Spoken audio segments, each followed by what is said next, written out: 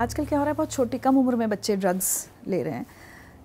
Family को क्या क्या सिम्टम्स देखकर ये समझ जाना चाहिए कि कुछ गड़बड़ चल रहा है हमारे बच्चे की लाइफ में? 10th से लेकर के जो कॉलेज गोइंग तक के बच्चे हैं उनके बीच में तो आपको एकदम से अगर वो कुछ भी गड़बड़ कर रहे होंगे तो एटीट्यूड बिहेवियर में उनका बहुत जल्दी चेंज नज़र आता है। वो ज़्यादा या तो बहुत प्रोएक्टिव हो जाएंगे या बहुत हाइपर हो जाएंगे, और अगर वो यूज़ कर रहे हैं तो वो कहीं ना कहीं फैमिली से कटना शुरू कर देते हैं। अगेन जैसे मैं बोल रहा हूँ, बाथरूम एक घर में बहुत इंपॉर्टेंट पार्ट होता है विच पेरेंट्स को ज़रूर चेक करना चाहिए बार बार जा कर के कि बाथरूम में कोई ऐसी एक्टिविटी तो नहीं है कि जो उनको अनयूजुअल लग रही है। कोई माचिस की तिल्ली मिल रही है या डस्टबिन के अंदर कोई फॉइल पेपर्स मिल रहे हैं या कोई ऐसा दवाई का टैग मिल रहा है जो वहाँ पे नहीं होना चाहिए, या कोई भी unusual thing that can be a big symptom कि कुछ ना कुछ गड़बड़ तो चली हुई है। और डेफिनेटली एटीट्यूड बिहेवियर चेंज होता है, खर्चा ज़्यादा बढ़ जाता है, आंखें लाल रहने लगती है तो, और ज़्यादा सोने लगता है वो आदमी, खाने पीने की चॉइस में चीज़ों में चेंज होने लगता है बच्चों के।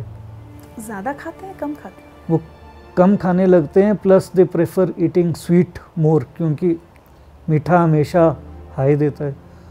तो जितने भी ड्रग एडिक्ट्स रहे वो जब भी नशा करते थे उसके बाद हमेशा मीठा ढूंढते हैं कि जा कर के। तो ऐसे बहुत सारे सिम्टम्स हैं जो हम अनदेखा कर देते हैं या पेरेंट्स समझना नहीं चाहते, या अगर समझते भी तो वो अवेयरनेस नहीं है कि क्या चीज़ क्यों ये चीज़ें हो रही है। तो उन चीज़ों के ऊपर चेक करना बहुत ज़रूरी है।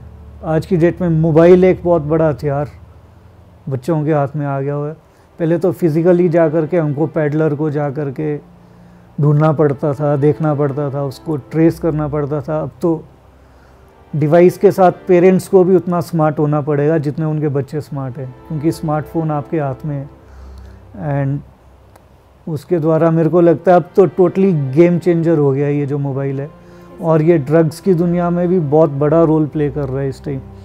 क्योंकि अब जो पेडलर्स हैं वो या तो फेसबुक के द्वारा मैसेजेस भेज रहे हैं या व्हाट्सएप के द्वारा मैसेजेस भेज रहे हैं, लोकेशन अपनी भेजते हैं कि इस टाइम मैं यहाँ पे खड़ा हूँ, यहाँ से आज आप लाइव लोकेशन ट्रैक कर सकते हैं। तो ये एक मैं चाहता हूँ कि एक ऐसा अवेयरनेस प्रोग्राम हर स्कूल में पेरेंट्स के साथ हो कि जिनको बताया जाए कि मोबाइल जितना एजुकेटिव है ये उतना डेंजरस भी हो सकता है। और अगर आपका बच्चा गलती से भी ड्रग्स की दुनिया में है तो mobile will play a very very important role in buying selling of the drugs. पंकि एक बात बताइए मुझे, इतने करोड़ों लोग नशे के आदी हैं इस वक्त हमारे देश में, और बहुत सारे लोग रिकवर भी कर रहे हैं।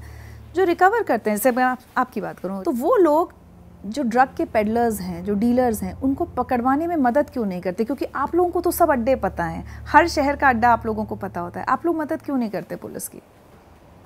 क्योंकि पुलिस को तो अपने आप ही सब कुछ पता होता है जी। पुलिस से कुछ भी नहीं छुपा हुआ है, मैं आपको ऑनेस्टली बताऊं तो पुलिस से कुछ भी चीज़ नहीं छुपी है। और लॉज की आप बात कर लो तो इंडियन लॉज इतने फ्लेक्सिबल है कि कहीं ना कहीं वो अंदर बाहर की प्रक्रिया लगी रहती है। जो पैडलर्स होते हैं उनको पता है एक बार अंदर गए फिर बेल हो जानी है, प्रूव होएगा नहीं, फिर बाहर आ जाते हैं, दूसरा केस बनता है, फिर अंदर जाते हैं, फिर बाहर आ जाते हैं।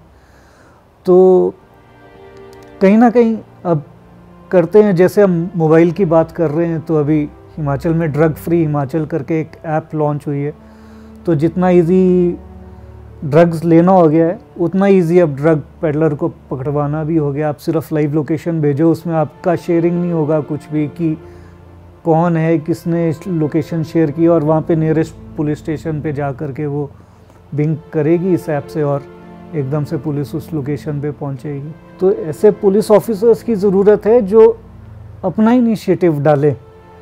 और मैं तो कई बार अपने टाइम को लेकर के रोता हूँ, यार उस टाइम ऐसे ऑफिसर्स क्यों नहीं थे, क्योंकि पेडलर तो घर के सामने ही था, वहीं घूमता था। निज़ामुद्दीन में जहाँ से मैं अपना कभी ड्रग्स लेकर के आता था उसके तो सामने पुलिस स्टेशन था। तो मेरे को तो नहीं लगता कि पुलिस वालों को मालूम नहीं होगा कि वहाँ पे सामने ड्रग्स बिकता है, उनको सब कुछ मालूम होगा आई एम श्योर। लेकिन ऐसे पुलिस ऑफिसर्स चाहिए जो इस चीज़ को पूरा इनिशिएटिव लेकर के अपने दिल से इस चीज़ को ख़त्म करना चाहते हैं। You regret missing out those 17 years of your life to drugs? I definitely regret, क्योंकि उस टाइम बहुत कुछ कर सकते थे, लेकिन चलो थैंकफुली अभी ये है कि आपके सामने बैठ के बात तो कर रहे हैं, नहीं तो ऐसे तो बहुत सारे लोग हैं जिनके तो फ़ोटो पे हाथ चढ़ा हुआ है आज की डेट में। और ड्रग एडिक्ट्स का तो ऐसा है कि लोग फ़ोटो भी नहीं लगाना पसंद करते, दीवार पे हाथ चढ़ना तो दूर। तो कहीं ना कहीं दुख तो ज़रूर है, पर you know the time which has gone उसको वापस तो नहीं ला सकते, लेकिन जो आगे का टाइम है उसको बेटर ज़रूर कर सकते हैं।